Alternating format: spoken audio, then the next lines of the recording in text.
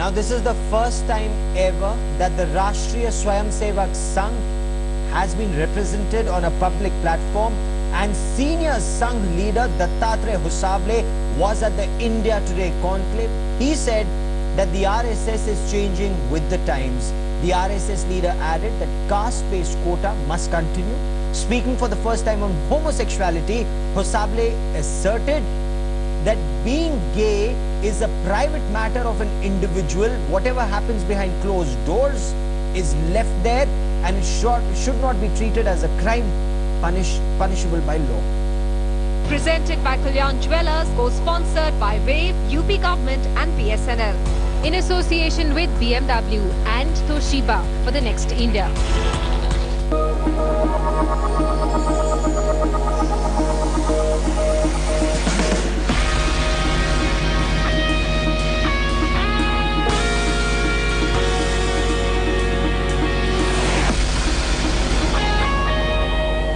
My first question, sir, is what is the RSS's vision for India 2020? An India that will have a covetable place in the Committee of Nations. An India which is prosperous, where the basic needs are fulfilled for all the citizens in this country. An India which is having no discrimination on the basis of caste, religion, birth or gender. An India which is united. A Bharat which takes inspiration and is proud of its cultural heritage and its civilizational contribution, and that is the vision of India as far as RSS is concerned. साल 2020 के लिए RSS का अपने खुद के लिए vision क्या है? To become an effective instrument to translate this vision into action. Hindutva is a word the RSS uses very often. Hindutva is a word that is endearing to many, but scares many others off as well. You say often in the RSS that Hindutva is a way of life, but Hindutva is also associated naturally with Hinduism. You say it's not. If Hindutva is not about Hinduism, why not then say Indianism? Or find some other word which is not linked to Hindu religion, because that really creates all these perceptions about the RSS. The perceptions are created by various people, including the media and others. When the perception is there that you agree to some extent, to some degree, that the fact is something different, right? So the thing is, Hindutva, as we say repeatedly, n number of times we have said that it is Hindu-ness and not Hinduism. Hindu view of life, Hindu way of life. Dr. S. Radhakrishnan delivered this lecture in Oxford University in 1928. It's not communal. I am a proud Hindu, Mahatma Gandhiji said. So he is not communal. Vivekananda delivered his lecture in America and in the European countries, being a proud Hindu. And those lectures are not communal. So I don't understand why people should be afraid of hearing the word Hindutva or Hinduism or Hinduness.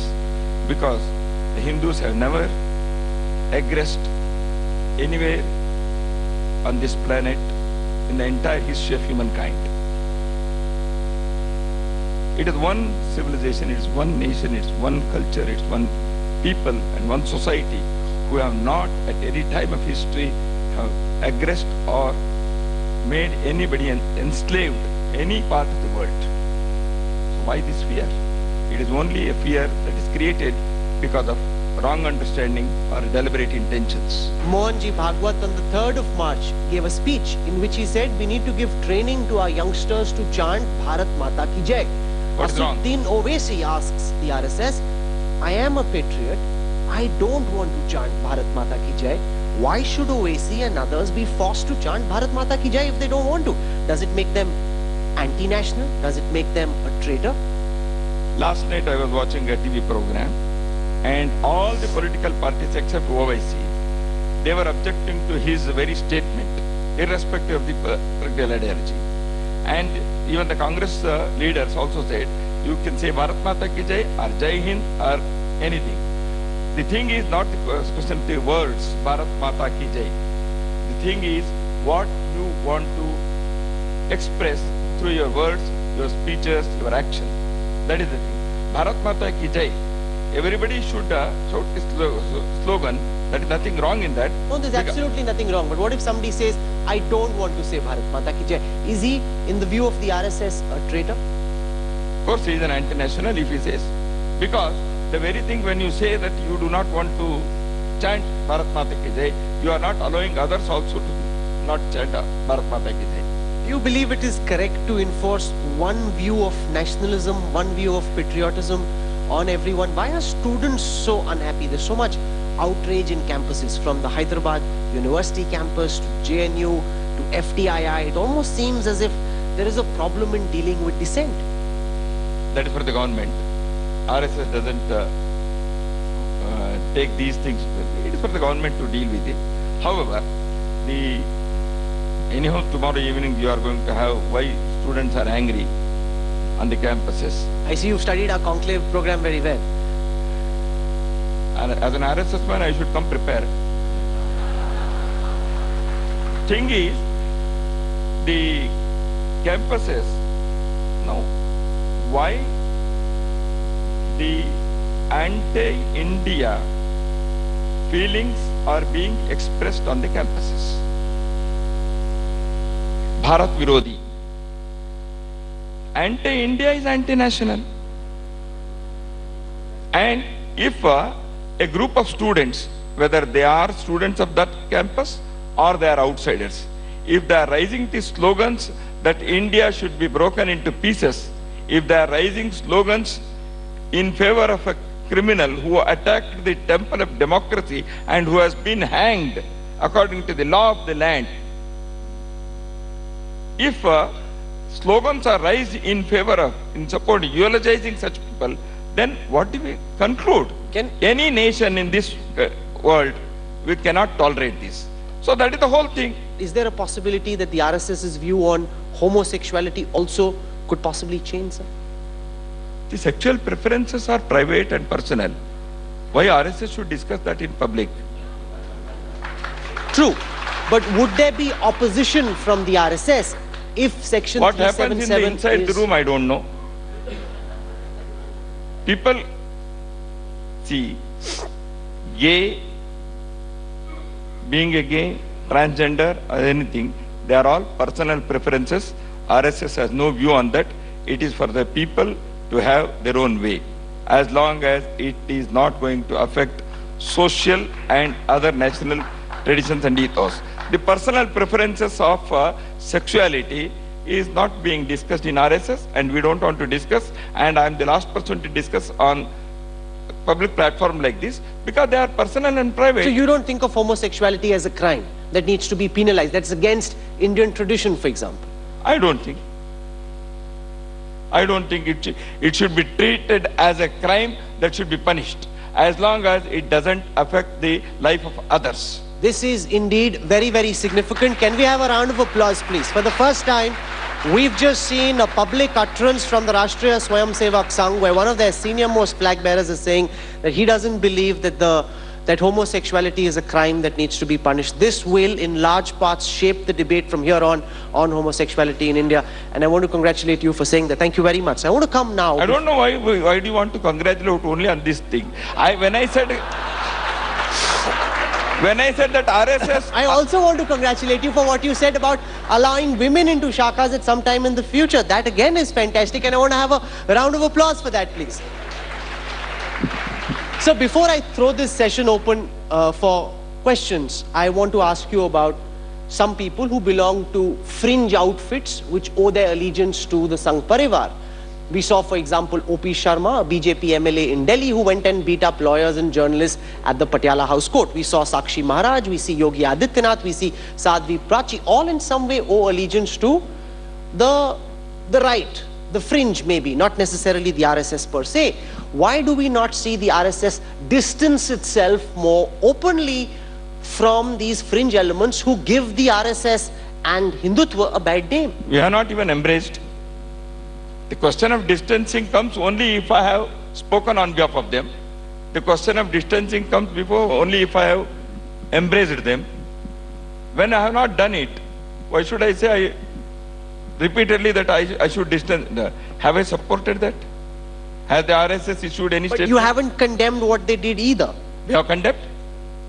We have condemned. We are on record that what has happened, the vandalism in front of Patiala High Court cannot be condoned, cannot be acknowledged, cannot be supported.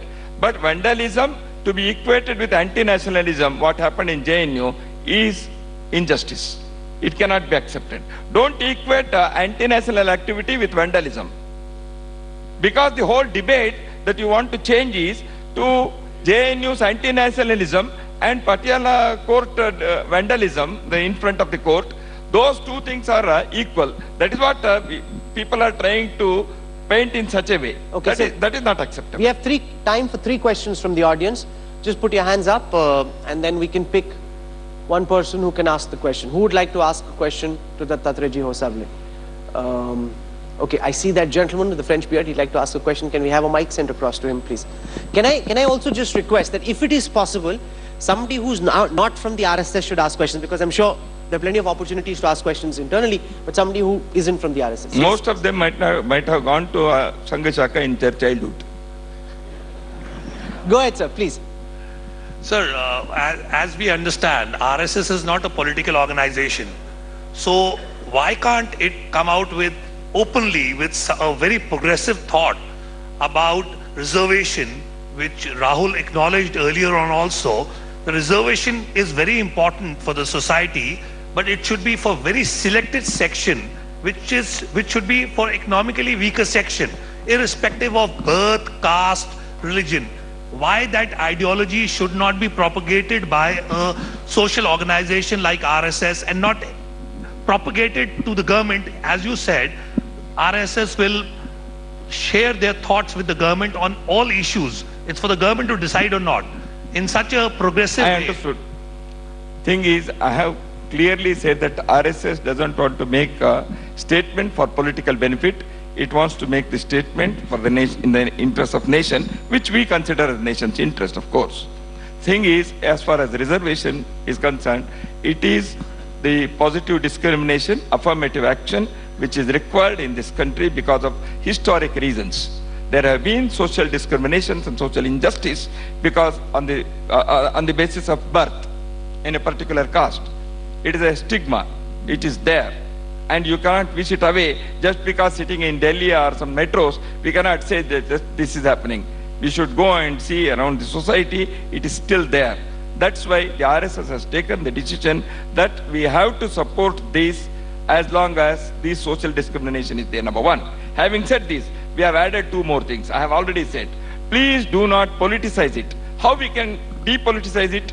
Appoint a committee of the people who are not from the political background, but from the background of the understanding of politics, from the judiciary, from the general public, the men and women of eminence, those who have understanding of the society and its history. They should sit together. That empowered commission should decide the quota thing. That should be there. Then the creamy layer thing. Then who should get what percentage can be decided. Also, it is required that today the time has not come to do away with the caste-based reservation. A time may come, then we can do away with it. Today it is not there. That's why we will have to emphatically say that this is required today. Now the creamy layers should be applied, because many people who have studied this whole reservation issue in total, in detail, they have suggested the creamy layer thing. That should be there. So these are the things which RSS has clearly said. We've got time for 2 more questions. Rajdeep sir, this side. Can we have a mic first, please?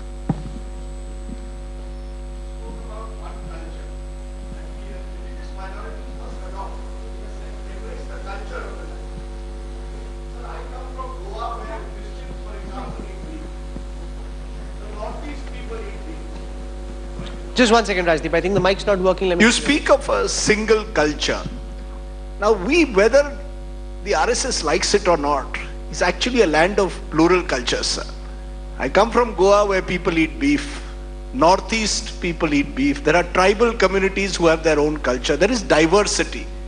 In this diversity, you seem to be wanting to impose one culture. As a result, it has resulted in misapprehensions, misgivings, and now in power, beef ban being declared in states like Haryana. Do you believe that is the way to run India? As a single culture, isn't the pluralism, diversity more important? Do you believe the beef ban is the right thing for a country like India, where the RSS and the government of the day is deciding what I can eat in my kitchen? Should that be the way a country should be run, sir? See, the question is about the confusion of the terms or the difference of understanding of the terms. You say culture, the lifestyle, the culture has many expressions in this country. The people of one culture can also have diverse expressions, as it is there in the expressions of one culture in India. That is our belief. I tell you, homogenization, uniformity, we are against it. That cannot happen. Not that RSS is against it, nature abhors it. The thing is not the question of it. Then comes the ethos.